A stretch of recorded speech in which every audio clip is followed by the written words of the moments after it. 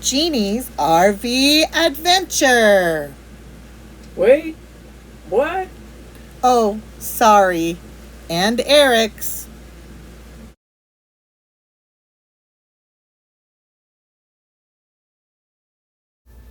Hello, everybody, and welcome to episode 7. It's week 10, living on the road, and we are saying goodbye to the Great Basin National Park and Baker, Nevada, and heading out to Zion.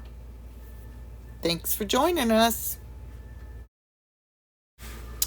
Even after all this time on the road so far, I'm still surprised at how fast the landscape changes. On our way to Zion, we thought we were coming up across a fire, but it was just this huge dust storm, which was strange to me. I'd never been in one before, and it was no visibility coming through, and then all of a sudden, clear and gorgeous again. And just like that, the landscape changes again, and we start coming up on these just beautiful mountains and rock formations.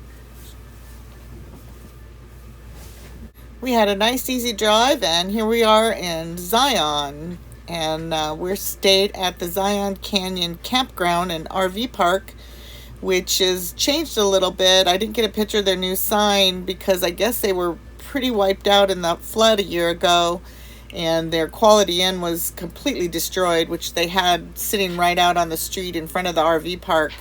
But their offices are in little trailers now, and it looks like they're rebuilding, and the campground was just beautiful. We were very happy with it. People were nice, hookups were great, our spot was amazing, and the views from every place was awesome. You felt like you were already just camping right in the park.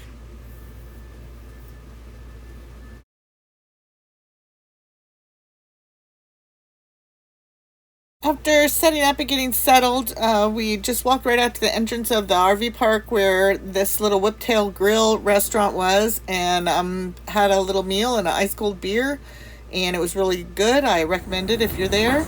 And we just enjoyed the scenery and the beauty of the place.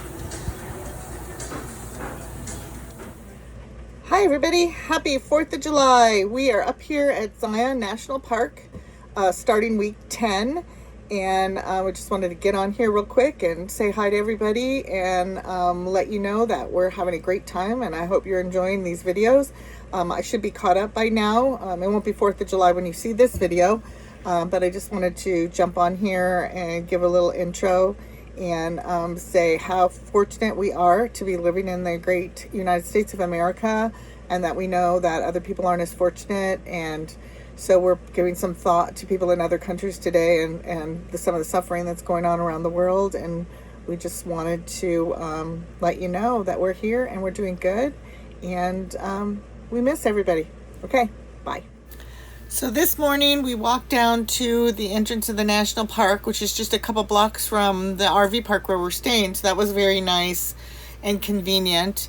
And the whole town of Zion has free shuttles. So no matter where you're staying in the town of Zion, you can hop on and off the free shuttle to take you to the national park entrance. So we did discover that you can't do the scenic drive on your own into Zion anymore. You have to get on the shuttle, and they'll take you up all the way to the end and back, and you can hop on and off the shuttle. So this route, they had a map there. I tried to capture it. This whole route is their shuttle service, and the only part you do on your own is the part that's considered the freeway. So we did that actually on our own. So what we also I've done is I downloaded this action tour guide. It costs a little bit of money, but it has like 20 different national parks, and it's for life. So whenever we visit these other national parks, I'll still be able to use this. But you drive through the park, and it knows where you are per the GPS, and it talks about the different stops along the way. So we've been using that to kind of get a good understanding of what we want to go back and do. So that's usually what we spend our first day doing. And what's great about this app is it also gives you the GPS maps for the surrounding areas. So we found when we go out on Jeep trails and stuff, if we're trying to figure out exactly where we are by the map, I can bring this up and it has all the little routes and we'll know exactly where we are. It has a little blue dot where you're at. And so it's been really cool and really convenient. And I think it was really worth the money. So our first full day there, as I said, we usually do the drive through the park. So in this case, you could only drive through part of the park, and that's the part that's considered the regular highway. So they have to let people continue to go down that path. So we did that one on our own using our little app. And I have to tell you, this is my favorite park so far. I know it sounds like we're only on week 10, but actually farther along when I'm making these videos, going back and making the videos. And this park was just gorgeous. And even though you didn't have the free reign like the other parks and you have to take their shuttle to get to the places, it just is beautiful. It almost looks like a movie set. You don't feel like it's real when you're first looking at it. And we just enjoyed it so much, just driving around, taking pictures, and then, of course, farther on in the week, all the little hikes and stuff we did.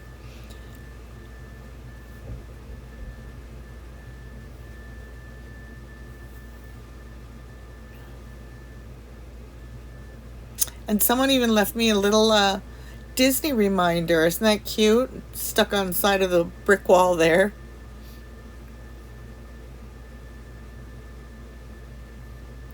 And part of the highway drive goes through an old tunnel.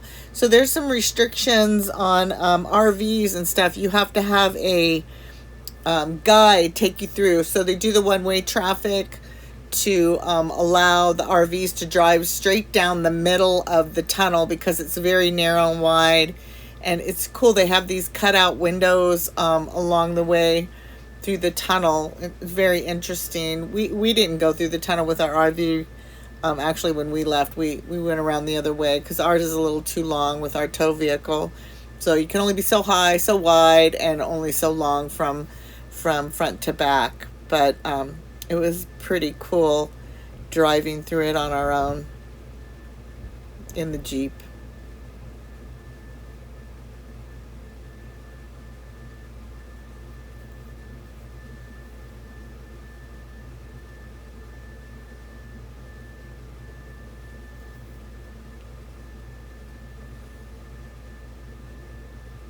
This was the second tunnel they had that's a little wider, I guess. It was built later. Here's a picture of the side of the mountain that shows the cutouts from the tunnel, that black, darker area. That's the cutout that lets the light into the tunnel.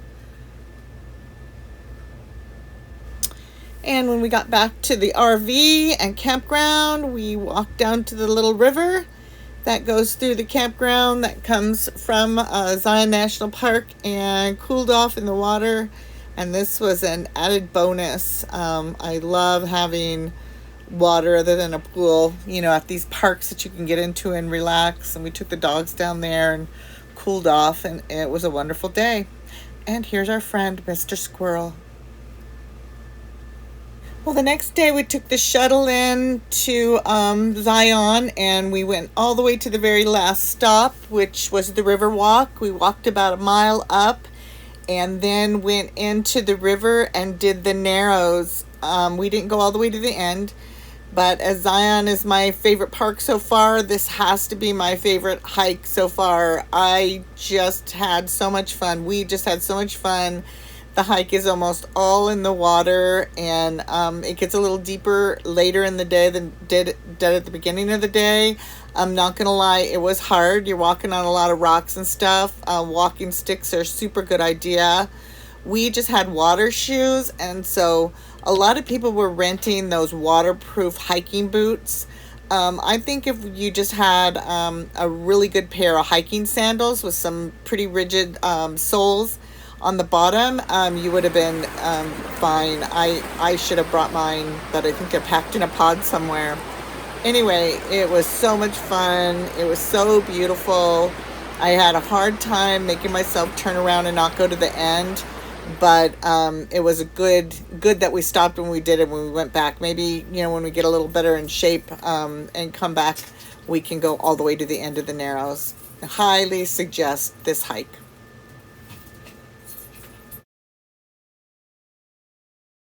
And due to the flood a year ago, the RV park still didn't have their laundry up and running, so we took the next morning and we ran over to Hurricane and we did our laundry at a beautiful laundromat they had over there, did grocery shopping at the Super Walmart, and had lunch at the Main Street Cafe. And it was cute and the food was delicious. And check it out if you go to Hurricane. And after our morning trip over to Hurricane, we went back into the park, took the shuttle back up, and we did the Emerald Pool hike. And we went to the middle and the lower, or maybe we went to the upper and the lower. Yeah, we went to the upper and the lower. It was really pretty. I mean, the hike was nice. It was hot, but it's always cool to be around water. And the lower Emerald Pool was beautiful. It had the waterfall coming off of the cliff, and it was nice and cool and pretty. And I really am happy there. I probably just couldn't figure out if Eric was taking the picture or not. We are having a really good time, so don't let the pictures deceive you if we're not smiling. Anyway, after that, then we walked over and did the Court of the Patriarchs as well. And that kind of rounded out our day that day.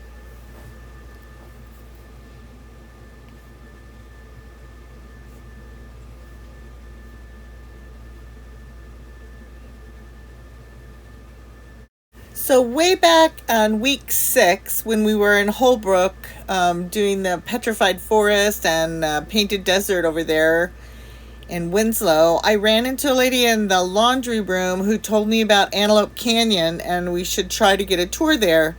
Well, unfortunately, when we went to Flagstaff, which was the closest we were going to be, they had the fires there and we weren't able to get up Highway 89 to do the canyon tour. So I kept looking over the next couple weeks to see if I could get a spot, because you have to reserve it ahead of time. It's on Navajo reservation land.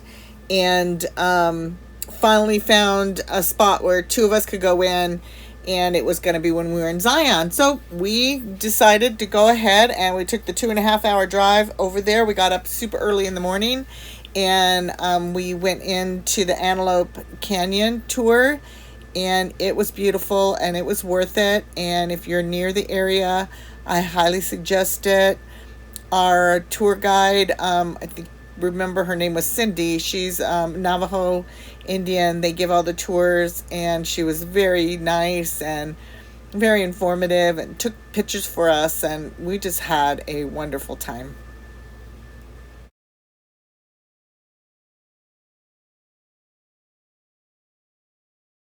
And like I've said many times before, the pictures just don't do justice to the actual landscape and area. The canyon was just beautiful. The colors were so vibrant. The light, how it comes down through the slot canyon, and the shadows, how they play off each other, and how it changes as you move through, was just pretty amazing. I've never seen anything quite like it before.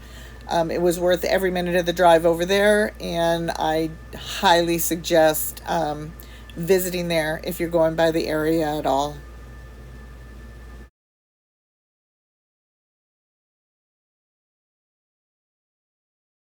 On the way home, we stopped in Kanab, Utah, at the Iron Horse Restaurant and Saloon. And the food was delicious, and it was a cute little area, and the beer was cold, and I recommend it if you're in that area, stopping in and having a bite to eat and a nice cold drink. And then we arrived home to our cutie little Dixie, who was very happy to see us after we were gone all day long. And before we know it, it's moving day. So we had to say goodbye to Zion and hit the road for our next stop, which is Bryce Canyon. Never been there either, so we're excited to see what that's all about. Thanks for tuning in. See you soon. Bye.